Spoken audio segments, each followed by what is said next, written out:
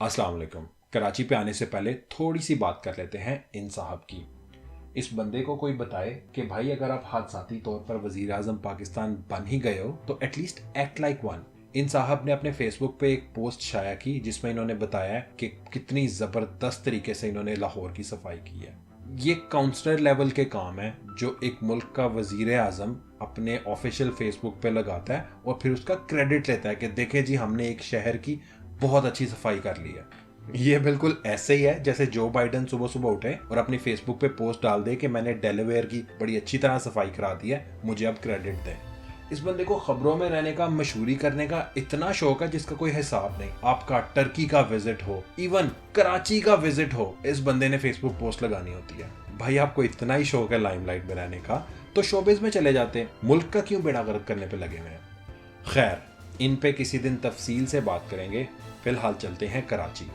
कराची की गलियों में आजकल अंकल सरगम, ओह सॉरी, ये वाले अंकल सरगम ऐसे घूम रहे हैं जैसे कोई पिकनिक हो।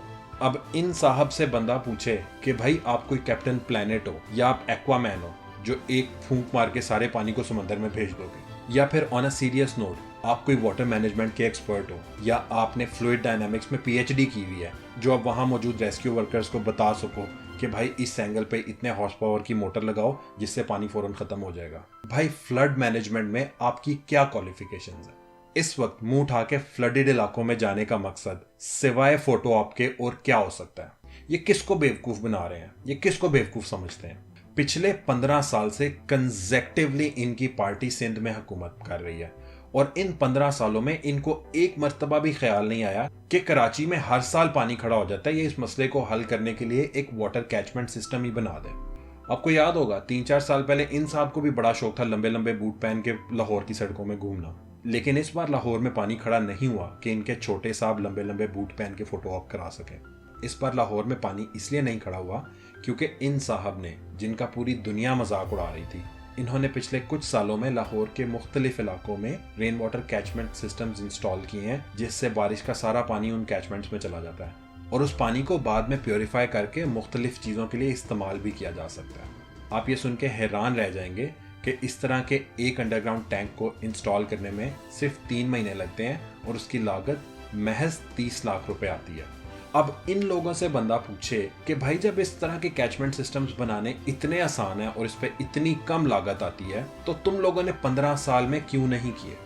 अगर आपने पूरा कराची भी कवर करना हो तो इस तरह की 10 इंस्टॉलेशंस लग जाती या 20 इंस्टॉलेशंस लग जाती जिसकी लागत 3 से 6 करोड़ आ जाती और 3 महीने के बजाय 3 साल लग जाते, तो भाई तब भी आपके पास 15 साल थे कंसेक्टिव। इन 15 साल आप लोग क्या करते रहे हो? अब इन लोगों का आप मेंटल कैलिबर देखें कि जब थर में बच्चे भूख प्यास से मर रहे थे, उस मसले को हल करने के लिए इन साहब ने ऑर्गेनाइज करा दिया सिंध फेस्टिवल। एक तरफ बच्चे भूख से मर रहे थे और एक तरफ ये लोग नाच गाना करके अपना कल्चर सेलिब्रेट कर रहे थे। अहलियाने कराची इस वक्त एक बहुत मुश्किल वक्त से गुजर रहे हैं जिसका हम यहाँ बैठकर अंदाजा नहीं लगा सकते। इसलिए मेरी आपसे अपील है कि कराची के लोगों के लिए स्पेशली दुआ करें कि पानी का लेवल नीचे जाए और लोगों की रोजमर्रा की जिंदगी बहाल हो। अपना बहुत सारा ख्याल रखिएगा। अल्लाह हाफिज।